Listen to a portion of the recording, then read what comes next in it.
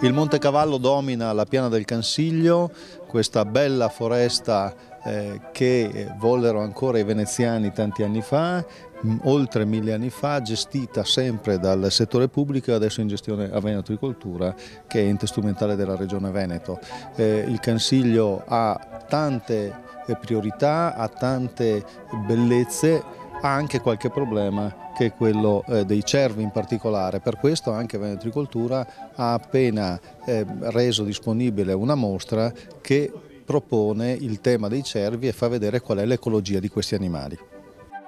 La mostra del cervo consente a Veneto Agricoltura di dare informazione ad un vasto pubblico di questa che è da una risorsa, diciamo, sta diventando un problema che la Regione Veneto sta cercando di affrontare.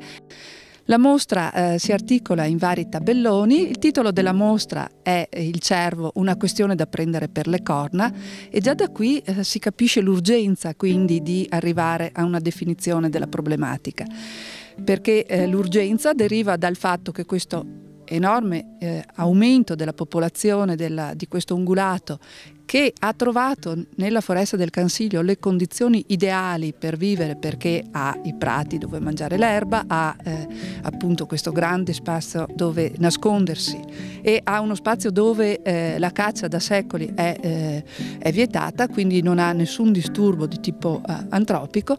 Ora ci troviamo davanti ad una realtà che deve essere affrontata con tutti gli elementi scientifici, tecnici che il mondo di oggi ci può dare. Quindi questo è il senso di questa mostra, vi invito a visitarla.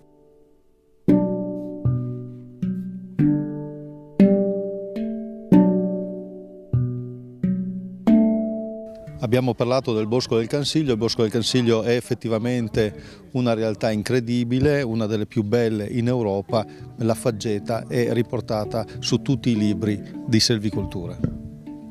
Certo, è una delle più belle foreste d'Italia, ha un'estensione di circa 4.500 ettari, di cui la faggeta occupa il 50%. La faggeta è la parte più importante della foresta, in quanto era la parte coltivata già dai veneziani, quindi dalla Repubblica di Venezia, che ricavavano i remi per le galee.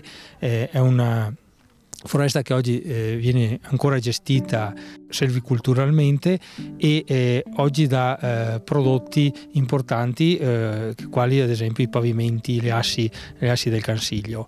Quindi è produttiva, dà lavoro a circa 100 addetti che gravitano attorno all'area del Cansiglio, tra soprattutto ditte boschive della zona della provincia di Belluno e della provincia di Treviso.